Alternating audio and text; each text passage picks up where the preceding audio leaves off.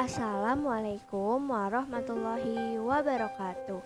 Halo semua, balik lagi di channel aku. Nah, di video kali ini aku akan menjelaskan materi tentang puisi. Nah, sebelum kita masuk ke materi, seperti biasa, apa sih puisi itu teman-teman? Nah, puisi adalah karya sastra yang terikat pada rima dan irama yang disusun dalam bentuk baris dan bait untuk menggambarkan perasaan pengarangnya. Nah, selain itu, puisi juga memiliki ciri-ciri. Yang pertama, ditulis dalam bentuk baris berjajar ke bawah secara berkelompok. Kelompok baris dalam puisi disebut dengan bait. Lalu yang kedua, diksi atau pemilihan kata bersifat kias, padat, dan indah serta mempertimbangkan rima atau persajakan. Lalu yang ketiga, penggunaan majas atau gaya bahasa dan perumpamaan sangat dominan. Dan yang terakhir, latar, alur, dan tokoh tidak begitu ditonjolkan. Lalu berikutnya ada juga unsur-unsur puisi. Yang pertama ada kata. Kata merupakan unsur utama dalam penyusunan puisi. Kata sendiri berguna untuk menentukan kesatuan dan keindahan makna puisi secara keseluruhan. Lalu yang kedua ada larik atau baris.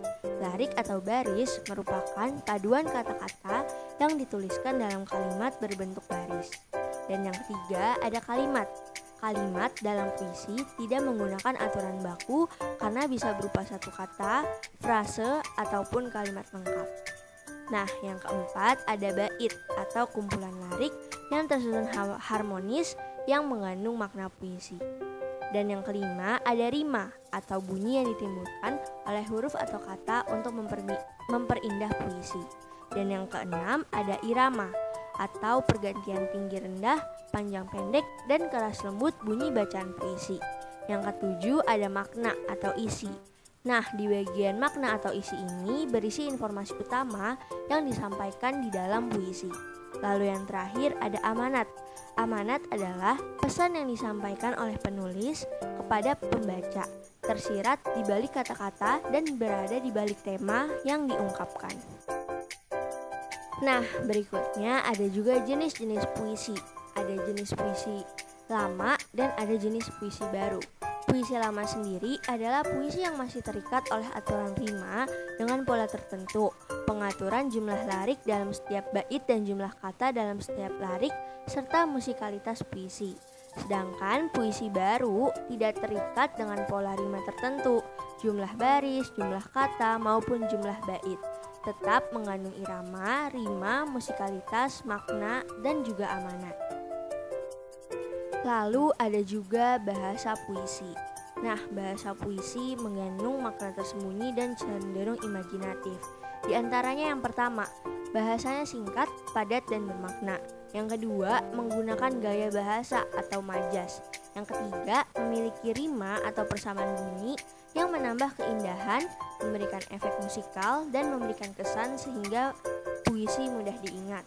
Lalu yang keempat, menggunakan pilihan kata atau diksi yang tepat sesuai dengan tema yang disampaikan agar mudah diingat, indah didengar atau dibaca, dan menciptakan kekaguman. Dan yang terakhir, tidak selamanya menggunakan kata kiasan. Ada kalanya menggunakan kata bermakna lugas. Nah, semua itu bergantung pada tema puisi yang dibuat. Nah, selain itu di dalam puisi ada juga majas serta makna. Yang pertama ada majas. Ada beberapa majas di dalam puisi. Yang pertama ada personifikasi, ada majas metafora, ada majas pengulangan atau repetisi, ada majas hiperbola, ada majas litotes, dan yang terakhir ada majas ironi. Lalu yang kedua ada makna di dalam puisi. Yang pertama ada makna lugas dan yang kedua ada juga makna kias. Lalu yang terakhir ada langkah-langkah menulis puisi. Yang pertama, menentukan topik utama dan juga judul. Lalu yang kedua, menggunakan kata kunci yang akan digunakan. Yang ketiga, menentukan ide pokok untuk setiap bait. Lalu yang keempat, menuangkan ide pokok ke dalam bait-bait dengan memperhatikan gaya bahasa, diksi, dan juga rima.